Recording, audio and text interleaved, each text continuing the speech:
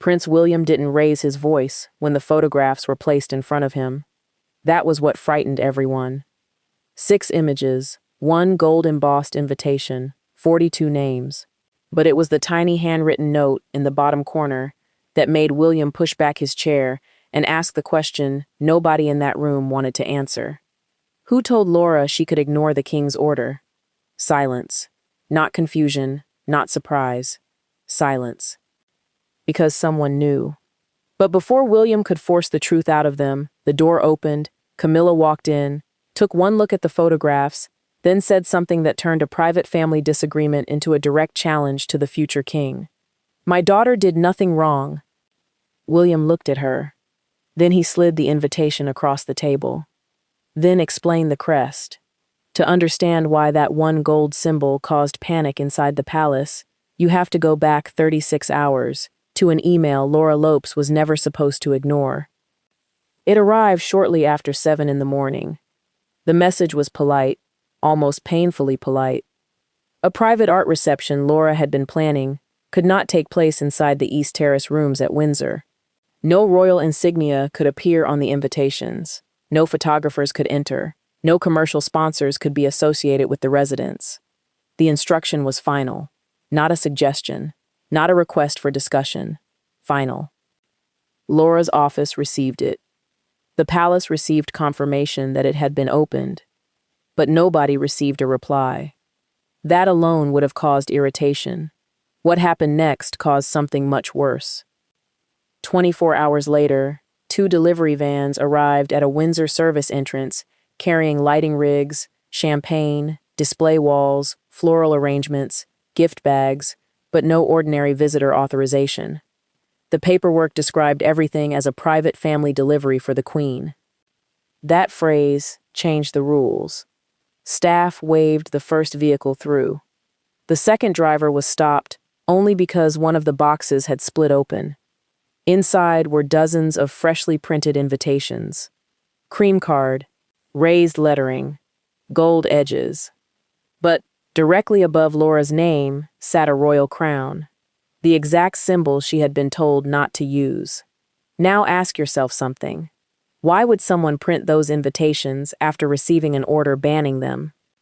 That was the question placed on William's desk at 8:17 the next morning. But there was another detail. The original invitation design had already been approved weeks earlier. It was elegant, private, completely harmless. No crown, no palace wording, no suggestion that the monarchy supported the event. The royal symbol had been added later, after the warning. Someone had changed it deliberately. William examined the 2 versions side by side. Then he noticed 4 words that had also been added beneath Laura's name. By gracious royal permission. There was only one problem. No permission had been issued.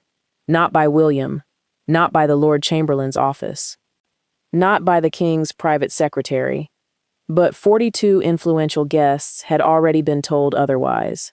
Collectors, gallery owners, wealthy patrons, 2 former ministers, several people whose names made palace officials sit straighter when they heard them. This wasn't a casual family gathering anymore. It looked official. Worse, it looked endorsed.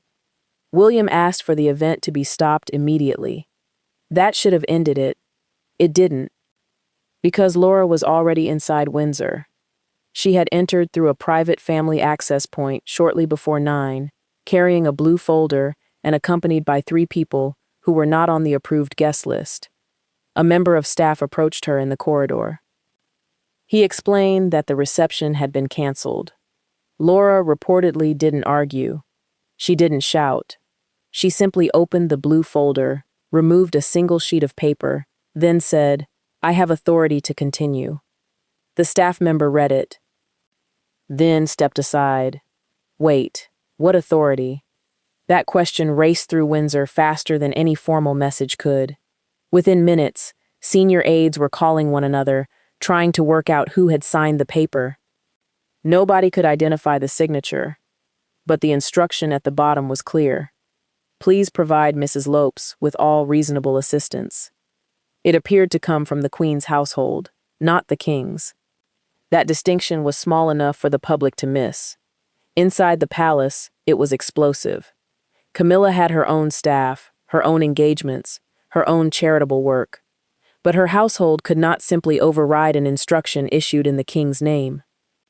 Especially inside a royal residence. William ordered the document brought to him. It never arrived. Someone removed it from Laura's folder before security could make a copy. Now the problem wasn't just that an order had been ignored. Evidence had disappeared. That was when William stopped treating the situation as a misunderstanding. He requested access logs, security photographs, staff statements, every email connected to the event. Then he made one more demand. Nobody was to warn Camilla, but she found out anyway. Of course she did. By 10:30, the Queen had canceled part of her private morning schedule and was traveling directly toward Windsor. William was told she wanted a family conversation. He replied that this was no longer a family matter. That sentence reached Camilla before she reached the castle. According to the fictional scenario, she arrived furious, but not for the reason William expected. She wasn't angry that the event had been stopped. She was angry that Laura had been questioned by palace staff. "My daughter is not a criminal," Camilla reportedly said. William's answer was colder. Then she should have no difficulty explaining the document. Camilla insisted there was no hidden document. William placed the security statement in front of her. A staff member had seen it. 2 assistants had discussed it. Laura had used it to pass through a restricted corridor. But now it had vanished. Camilla read the statement twice. Then she said the line that turned William's suspicion into fury. "Perhaps your staff misunderstood what they saw. Your staff, not palace staff, not the king's staff, your staff." William heard the separation immediately. So did everyone else. The future king leaned forward. "These people serve the crown." Camilla didn't move. "For now," she replied. 3 words. That was all it took. The temperature in the room changed. Because this was no longer about champagne, invitations, or a private art exhibition. It was about whose authority would survive the next reign. But the most dangerous part was still hidden inside Laura's guest list. One name had been added by hand: a property solicitor. Why would a solicitor be invited to a private art reception? William circled the name, then asked for a full background check. What came back 20 minutes later made him abandon the meeting and walk directly toward the rooms where the event had been planned. The solicitor specialized in trusts, charitable foundations, and the transfer of privately held collections. Suddenly, the art mattered. William entered the East Terrace room just as workers were removing the display walls. Laura was standing near the fireplace, speaking quietly with one of the organizers. On a table behind her sat 12 framed works that had not appeared on the event inventory. William walked past her. He checked the labels. 11 belonged to private lenders. The 12th carried no lender's name at all. Only 3 typed words: Private Royal Collection. That label should never have existed. The Royal Collection is not a private treasure chest to be borrowed for someone's event. Items are cataloged, handled, insured, and displayed under strict arrangements. But this picture wasn't even on the authorized movement list. So how had it reached the room? Laura claimed she didn't know. The organizer claimed it had arrived with the Queen's deliveries. The Queen's household denied sending it. 3 answers. None of them matched. Then William looked behind the frame. A small paper tag had been attached to the back. Not a museum tag, a valuation tag. Someone wasn't preparing the picture for display. Someone was preparing to establish what it was worth. That was the moment William finally lost his composure. Not with shouting, something sharper. He ordered every door closed. Nobody left. Nobody removed a phone, folder, or scrap of paper until the object's ownership had been established. Laura stared at him. You can't detain people at a family event. William looked around the half-built exhibition. This stopped being a family event when someone put the crown on the invitation. But Laura had one more card to play. She said the picture didn't belong to the royal collection. She claimed it had been given privately to Camilla. Not loaned, given. William asked by whom. Laura hesitated. That hesitation told him the answer before she spoke. The king, Charles. The entire confrontation had just shifted. If Charles had gifted the picture to Camilla, then Laura might have had every right to display it. But if he hadn't, somebody was using the king's name to seize control of royal property. There was only one way to know. Charles had to be asked. But Camilla didn't want him involved. She said the king had enough to manage. She said the picture was trivial. She said William was turning a family courtesy into a constitutional crisis. William ignored her. He sent a private message requesting Charles's immediate presence. Then, something strange happened. Camilla stopped arguing. She looked at Laura. Laura looked toward the blue folder, the same folder that had contained the missing authorization. William saw it. He walked over, picked it up, then emptied the contents across the table. Guest biographies, invoices, seating plans, insurance documents, but no authorization. Then one folded paper slipped from the inner lining. It wasn't the document the staff member had described. It was something bigger. A draft proposal carrying the title, The Queen's Family Cultural Initiative. Read that again. Not one exhibition. Not one borrowed room. An initiative. The proposal outlined a program of private cultural events hosted at royal residences, involving Camilla's relatives, selected sponsors, and invited patrons. Laura's Windsor reception was listed as the launch. The launch that palace staff believed was merely a family art event. The launch that had been formally stopped. The launch that continued anyway. Now William understood the crown on the invitation. It wasn't decoration. It was branding. Someone was trying to create an unofficial royal operation beside the official one. A second door into the monarchy. One that did not run through William. One that might become difficult to close once wealthy supporters, charitable partners, and influential guests became attached to it. If palace power struggles like this are why you're here, subscribe now, because what Charles brought into that room didn't protect Camilla. It exposed the one person William hadn't suspected. Charles arrived shortly after midday.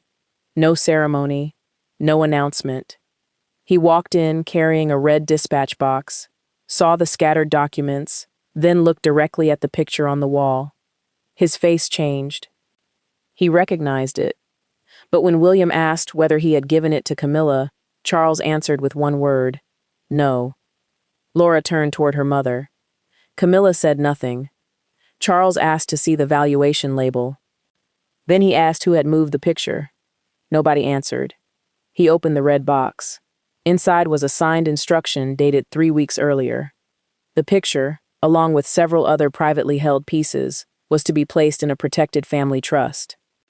The beneficiaries were William's 3 children, George, Charlotte, Louis. That was why the solicitor was there. That was why the valuation mattered. That was why the event had to happen before the trust documents were completed. Once the picture appeared publicly under Camilla's control, even for one evening, photographs and guest testimony could support the argument that it had already been treated as her private property. Not prove it, but create doubt. Enough testimony could support the argument that it had doubt for lawyers. Enough doubt for a dispute. Enough doubt to delay the trust. William turned back toward Laura. Did you know? Laura said she had only been told the work belonged to her mother. William asked who told her. She wouldn't say. Charles didn't need her to. He looked at Camilla. The room went completely still. But here's the twist. Camilla denied planning any transfer. She said she believed Charles had promised her the picture years earlier. Not formally, but privately. Charles stared at her as if he were trying to remember a conversation that had just become a legal weapon. Then Camilla produced a note. Old paper, Charles's handwriting. A birthday message. At the bottom, beneath several affectionate lines, he had written, "One day, the little landscape will be yours." There it was, a promise. But was it a gift? That single sentence had created the entire mess. Camilla believed it meant ownership. Charles believed it meant affection. Laura believed the matter had already been settled. William saw something more dangerous. A casual promise was being used to pull an asset away from a trust meant for his children. Now the story wasn't Laura ignoring palace orders. It was the palace trying to decide whether the king's private words could overrule his formal signature. Charles took the note. Then he did something Camilla wasn't prepared for. He placed it beside the trust instruction and asked the solicitor to read both. The solicitor's answer was brutal. The birthday message expressed intention, but it did not transfer ownership. The signed trust instruction did. The picture belonged with the trust. Laura's event had no authority to display it as Camilla's property. The legal question was over. But William still wanted to know who had authorized the reception after it was canceled. He returned to the missing document. Charles ordered it found. Every room was searched. Every printer log was checked. Every deleted email was restored. At 2:46 that afternoon, an aide discovered the source.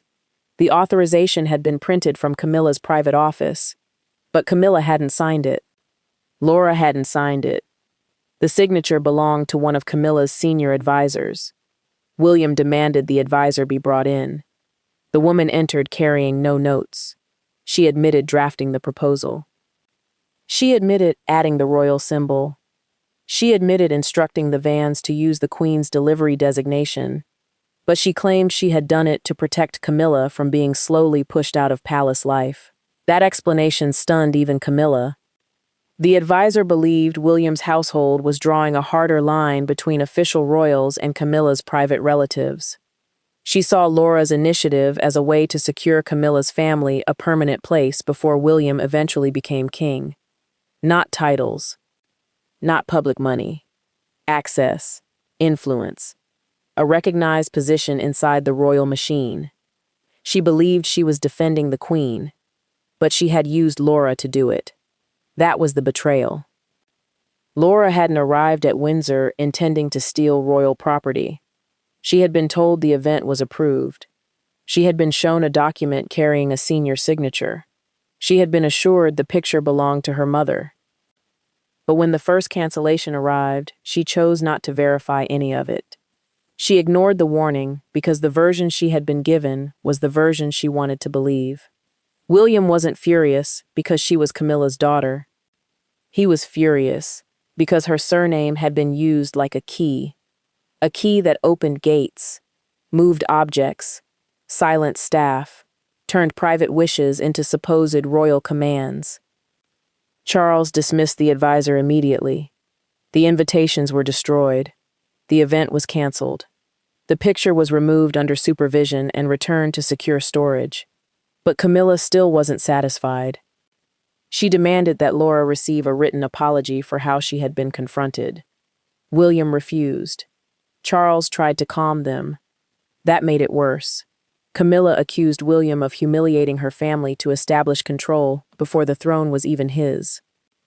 William replied that he was protecting the throne because Charles had failed to draw the boundary himself. Nobody spoke after that. Even William seemed shocked by the force of his own words.